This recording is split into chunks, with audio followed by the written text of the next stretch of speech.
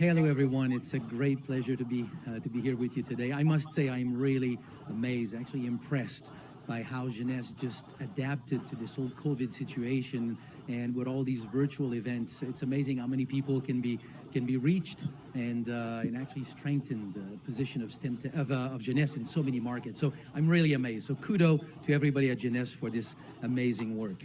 So what I want to talk to you today about is a little bit of the history of stem cells in the big picture, because as you know, you've heard this story many times. Jeunesse was created when Destiny brought Randy, Wendy, and Dr. Newman together, and then Jeunesse was created with a product, Luminous, that has essentially, as an effect, supports the natural role of stem cells in the skin. So stem cells is really at the core of Jeunesse identity. And I mean, you have the Scientific Advisory Board that is made out of individuals that all have a great expertise in stem cells. You may have seen some of the panels, some of the discussions that took place over the years, and oftentimes it is about stem cells. So stem cells is definitely at the core and at the heart of Jeunesse. But to me, it still appears that to a large extent, it is almost like a hidden treasure. Like it is there, but somewhere it's not there. Many people, I think, still do not understand how this message about stem cell, this knowledge about stem cells, is probably one of the greatest discoveries of our times. And I think it's important to understand it, because being part of Jeunesse, it basically makes you being part of a company that is really at the cutting edge of science, and as Jeunesse, part of the family of Jeunesse, then you are really pioneers in carrying this message out there in the world. So I think it's important to talk a little bit about it, and to really understand the magnitude of all these discoveries about stem cells. I think it is important to put all this information into the historical context of all this research. So let's go back to the beginning of it. Let's say probably 19th centuries, early 20th centuries. It's a time of enormous scientific discoveries in physics, in engineering, definitely in medicine. Everything that we know today of body systems, the cardiovascular system, the respiratory system, the nervous system, all of this started to be defined around that time. And it's the same thing for the immune system. The immune system was a little bit more elusive, because if you dissect the body, you can see the heart, you can see the lung, you can see the digestive system, but you cannot see immune cells. So how scientists started to study the immune system is that they saw that, you know, when you cut your finger and then you get an infection, you get pus that gets into that cut. So they started to see this phenomenon. So they took that pus, they put that under the microscope, and they could see that this was filled with all kinds of cells. Some of these scientists were good artists, so they started to draw these cells, and some of these drawings actually are extremely accurate, phenomenal drawings. So one of these scientists, looking at all these drawings, started to realize that these are not all kinds of different types of cells. Actually, at the end, it's probably 3-4 types of cells at different stages in their development. And if you look at it carefully, you can go backward in their evolution, and it leads you to one cell that is at the source of all these stem cells. And because the pus was white, they became known as white blood cells. But essentially, the idea that there's one lymphocyte that is at the source of all blood cells. And one statement here that is very interesting, it's from a Russian scientist, Alexander Maximow. So in 1905, what this scientist told us is that there is a lymphocyte, and he's saying the lymphocyte in the widest sense of the term, because a stem cell is a lymphocyte. But there is such a lymphocyte that, depending where it is in the body, it can become all kinds of different types of cells. Now, this statement was way ahead of its time, because this is actually the definition of stem cells today. So at that time, it was not really recognized for what it was. So it went into oblivion for several decades, until a little bit after the Second World War. Now, we know after the First World War, after Hiroshima, we know that people exposed to radiation basically lose their ability to make blood cells. So this is one of the reasons why they cannot survive. We need, obviously, blood to survive. So at one point in the 1950s, there was an incident at the Boris Kidrich Institute, a nuclear institute in former Yugoslavia, where 5 individuals were exposed to intense radiation. So they recognized the symptoms as the same thing that had been seen in Hiroshima. So they know that these people would not survive, but one thing they knew is that they could not make their own blood. So at least to keep them alive for now, and we would have to do this probably every few months, is to give them a blood transfusion. Red blood cells live in the body about 3 months. So every few months we would have to give them a blood transfusion. And what they realized and discovered is that after only 1 blood transfusion, they started to make their own blood. So it brought back this whole knowledge that there is in the blood this mother cell that is at the origin of all blood cells. So from there on, in the 1960s and after, it was clear that there was in the bone marrow a stem cell at the origin of all blood cells. Now, put that aside, we'll come back to that in a few minutes. Completely separate from all this field of research, a new field of research was emerging around the 1950s, 60s, the field of embryology, where we know that when the sperm meets the ovum, then you get a fertilized ovum, a fertilized egg, and that will lead to the full development of an embryo, of a full human being. So understanding that exists in nature a cell that is going to lead to the full formation of an individual, it means that that cell can make every single tissue and organ of the body. So right from that point on, people started to dream about the ability to harness the power of these cells to repair and regenerate tissues, but it was just a dream. So scientists were able to culture embryonic stem cells from mice, from different animals. You may remember the sheep Dolly, but they were not able to do it for humans until 1998, and that's really the birth of stem cell research as we know it today. In 1998, a scientist was able to grow human embryonic stem cells, and it was the explosion of this field of research. Scientists developed many methods to culture and play with embryonic stem cells, but very rapidly we realized that embryonic stem cells, their destiny is to form a fully grown, formed organism. So they're too wild. It's not possible to recontain them to just become cells of the heart or the brain or one tissue. But as all of this was happening, scientists started to take all these methods developed about embryonic stem cells and start to think about these other stem cells that we have in the bone marrow. Could we do something with them that could allow them to become more than just blood cells? And that's when the discovery was made that actually, since all times, these stem cells had always had the ability of becoming cells of every tissue. And that's really the birth of stem cell research as it is today. And I'm saying this all to say that this sort of mother cell, this universal cell that was a dream for a long time to repair tissues and essentially to put an end to diseases, that was the dream. Well, that cell actually does exist, and you don't get it on the moon or Mars or in the top of the Everest. It's in your bone marrow since the day you're born. So it is a fascinating story, and it completely changes our understanding of health and wellness. So now let's talk about what stem cells are doing in your body, because that's really the message that is important for us. So here's what we know. We fast forward now all these years of research. Here's what stem cells do in the body. Just like you have an immune system, that if you have an infection, the infected area will send a signal to an immune tissue to release immune cells, and then the immune cells will go to the site where there's an infection. In the same way, you have a renewal system. Anytime there's an injury somewhere in the body, this area will release a signal. That signal will go to the bone marrow, will trigger the release of stem cells from the bone marrow. These stem cells will enter into the blood circulation. So after, let's say, 3 to 5 days after an injury, there'll be an increase of anywhere between 3 to 10 folds in the increase in the number of circulating stem cells. Now, these stem cells will circulate everywhere in the body. So how do they know where to go to repair? Is that on the second day, the affected tissue will release locally other compounds that are specifically designed to attract stem cells to that area. When stem cells are circulating into the fine capillaries of the affected tissue, They touch this compound, and it triggers their migration out of the blood into the tissue. And when stem cells are in the tissue, they keep seeing where this compound is being secreted from, which is the area of the damage. So they essentially migrate, crawl to that area, and upon contact with cellular debris of that tissue, they multiply and they become cells of that tissue. This is your natural repair system, renewal system. So in this whole system, there are a few steps. The release of stem cells from the bone marrow, their circulation, their migration, and then their proliferation and transformation in cells of that tissue. Of all these steps, the one that has been the most studied, because we have tool to trigger the release of stem cells from the bone marrow,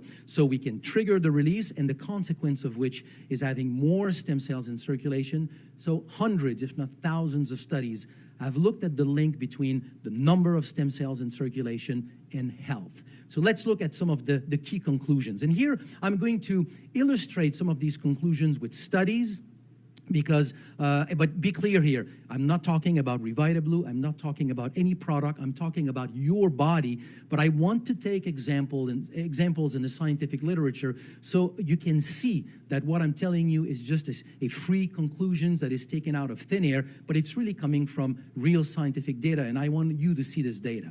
So first conclusion, more stem cells in circulation means that more stem cells are available to participate to the normal process of tissue renewal. Quite simply, what it means, you get two people with the same broken bone, we don't repair at the same speed. Well, the one who repairs faster, it happens because he just has more stem cells in circulation. So here's a study in which scientists counted the number of stem cells in people who showed up at the hospital after a heart attack, and then they separated these people in two groups.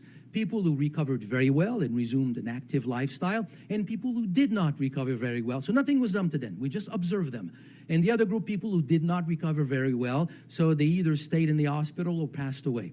And when we look at these two groups, people who did not do well had less, or about half the number of stem cells compared to people who did much better. So if adding more stem cells help you repair better, then it begs the question, if I have a means of putting more stem cells in circulation, can I enhance the ability to repair in the people who may not repair very well? The answer is yes. Here's another study, again, with the heart. This is a study that was done at the National Institutes of Health, in which scientists triggered heart attack in mice, then let them recover and separated them in two groups. One group was control, the other group, they simply injected these compounds that trigger the release of stem cells from the bone marrow. So the only difference is that the experimental group had more stem cells in circulation.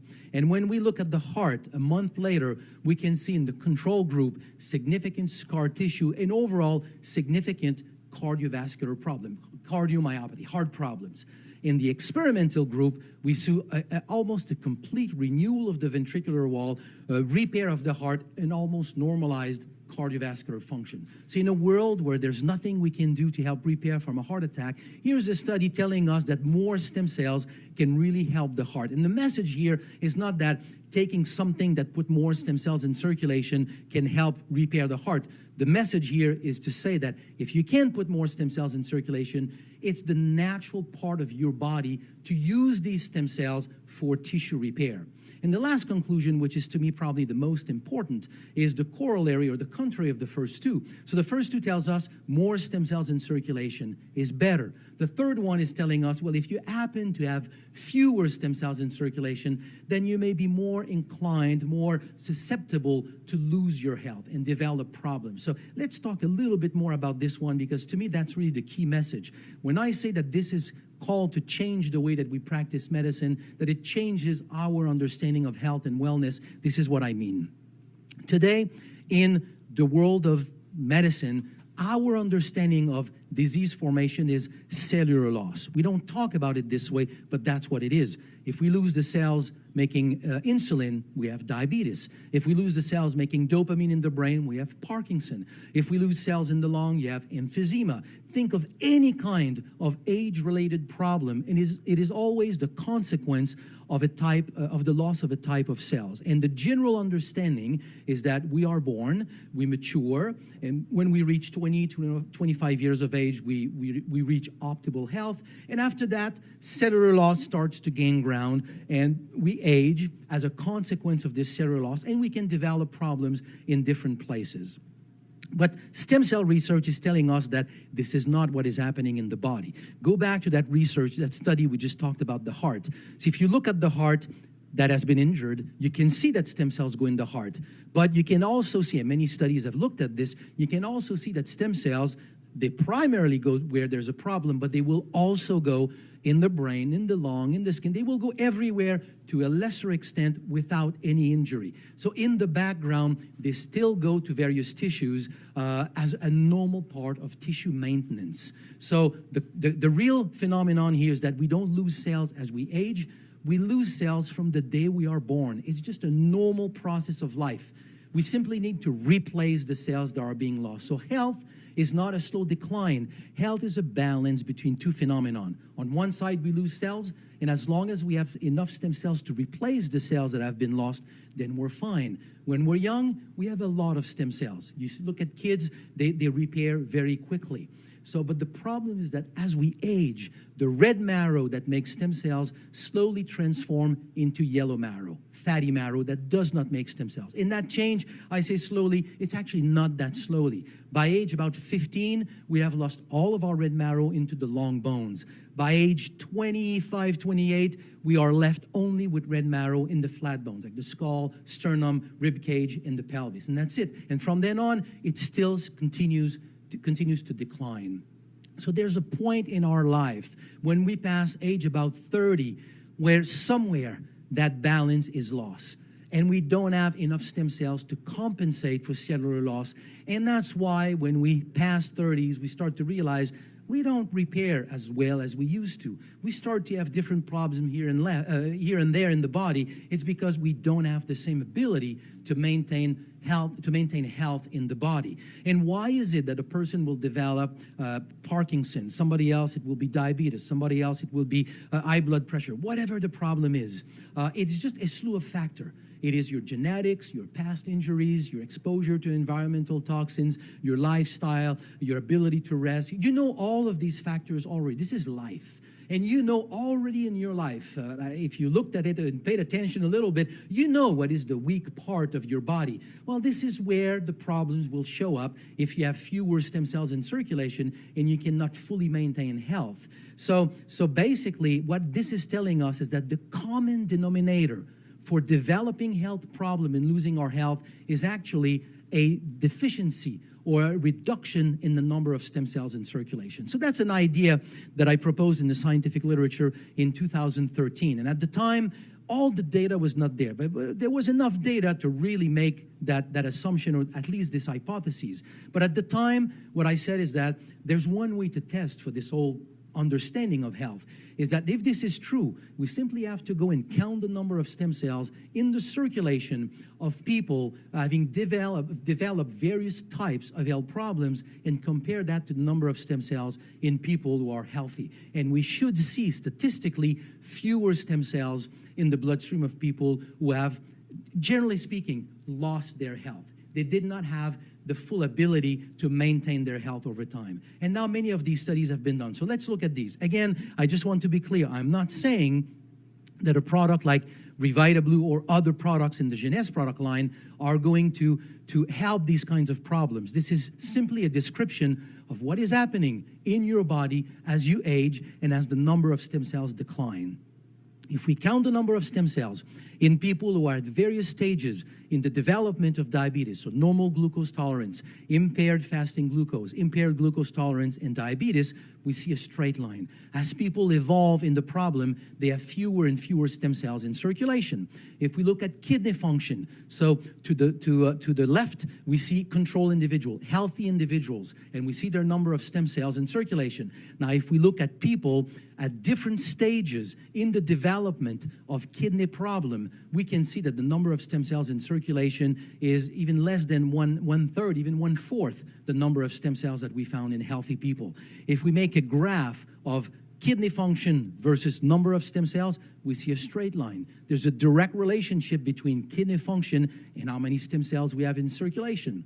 Here's another study. The column to the right is people who went to see their doctors and complained of poor erectile function. To the left, healthy individuals. If we look at the average number of stem cells, we can see that people who complained of poor erectile function have on average half the number of stem cells when compared to healthy people. Now we take all these people and we establish their international index of erectile function. And if we do a graph between the index of erectile function and number of stem cells, we see a straight line. There's a direct relationship between how many stem cells we have in circulation and erectile function. Erectile function has a lot to do about vascular health. So that's probably an area of stem cell science that has been the most documented. There's a direct link between the number of stem cells in circulation and the overall cardiovascular health. But here's one aspect of cardiovascular health: high blood pressure. People with high blood pressure will have on average half the number of stem cells compared to a normal individual. Here's another one with problem with the brain, development of health problem associated with the brain. Less than half the number of stem cells in circulation. Problems with the lung, same relationship. Problems with joint, same relationship. So there are many more studies. I don't want to go into more of them. I just wanted to show you that this conclusion that I'm going to give you right now is really coming from solid studies done by many scientific teams. It's a very simple conclusion about health, and it tells us more stem cells in circulation means that your body is more able to regain and maintain optimal health. So the big question now is, now that we understand this whole concept of stem cells and what stem cells are doing in the body, what can I do to put more stem cells in circulation? And that brings me back to where I started 25 years ago, and that's how I started to be involved in stem cell research. I started to study an aquatic botanical called Aphanisum amphilos aqua, AFA, blue-green algae. At the time, I started all the work by collecting stories and looking at what people were reporting about what this product was doing in their lives. We could explain some of these benefits with some of the bioactive compounds that we identified with AFA, but many of the benefits we could not explain. And what was impressive was not only the significance of the benefits, but the broad variety of these benefits, touching the heart, the lung, the liver, the pancreas, the brain, the skin, joints. So we had no idea of how this plant was doing this until one day when a friend of mine sent me an article. The title of the article was Turning Blood into Brain. The first article I read describing how stem cells are able to transform into cells of various tissues. So we started to think, what if stem cells are the repair system of the body? And today we know that it's the case. And the second question was, what if this plant actually support the release of stem cells from the bone marrow? So it took about a year or two to develop all the assays and to do all the work, but we essentially documented that this is how this plant is working. 1 hour after consumption, we have more stem cells in circulation. So when we discovered this, it was clear to me that it cannot be that there's only one plant in nature that has an effect on stem cells. There has to be other plants. How do we find them? Well, we simply ask the same question. What plant has been known, either globally, internationally, or locally in various remote areas of the world, that have been known to be associated with a broad variety of health benefits? So we can think of goji berry, medicinal mushroom, fucoidan, seaweeds. There are many of these products. We tested a lot of them, and we found that they almost have all an effect on stem cells. But I focused on those that gave us the greatest benefits or the greatest effect. And the next one is sea buckthorn berry. Sea buckthorn berry has an amazing name, Hippophai. Hippo means horse, phai means light. It's one of the rare plants whose name is derived from the benefit of the plant. And it comes from Alexander the Great in his conquest in Western China. At one point, he abandoned a group of horses wounded in battle, and he left them to die in a field of sea buckthorn. And he came back a few weeks later, and he saw a herd of healthy and vibrant horses with a shiny coat. And a shiny coat for a horse means health. So basically the berry was called shining horse, so Hippophai, and from there it was incorporated into Chinese medicine, Mongolian medicine, Tibetan medicine, where it has been used for more than 2,000 years for the health of the lung, of the heart, the cardiovascular system, the pancreas, digestive system, and also to help repair from skin injuries or bone fractures. So to me, if you look at all of this, it's telling me it looks like we probably have an effect on stem cells. So we developed an extract. So here's the field on the Tibetan plateau where we harvest the very specific ingredients that we use in Revitablu. But we developed an extract from this sea buckthorn berry. We published these studies a little bit over a year ago, and we can see that within an hour of consumption of this sea buckthorn extract, we see a significant increase in the number of circulating stem cells. That is different from AFA, it's more long-lasting. And the third one, and the last one that I'll be talking about, is an extract from aloe. And I want to be clear here, it's a very unique extract. We've tested many aloe. Aloe, generally speaking, is a stellar product. It has many, many different kinds of health benefits. But when it comes to its effect on stem cells, this is a very unique ingredient. It is an aloe that has been fractionated with polysaccharide of specific molecular weight. So that specific extract, when tested in people, we can see, again, a significant increase in the number of circulating stem cells. So what is Revitablu? It is essentially a blend of these various ingredients that have all been documented to support the number of stem cells in circulation. We know how important it is to increase the number, to have more stem cells in circulation, or at least to do the best we can to maximize the number of stem cells, to regain health, but also to maintain it when we have it so that we can stay healthy for a long time. But I want to extend that discussion now to additional product in Jeunesse product line, because it's not just Revitablu that touches stem cells, and that is really my key message today, that Jeunesse has a lot of products that really have an effect on stem cells. The next one, Reserve. I cannot go into the detail, I won't have the time, but Reserve is a blend of berries, berry extract. They're compounds, they're ingredients that contains a class of compounds referred as polyphenols.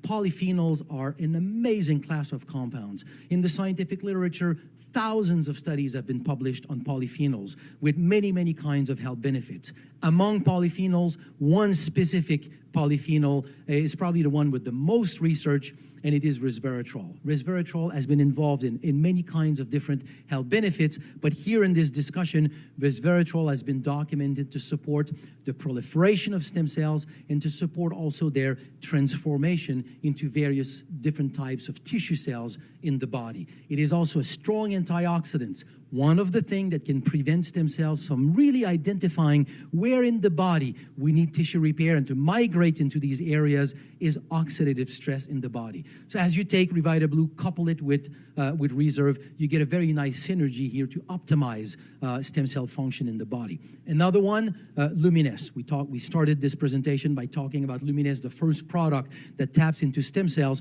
To understand how Luminesse works, we need to understand that the skin is the largest organ of the body, and it renews almost every month. It is amazing the power of rejuvenation and regeneration that the skin has.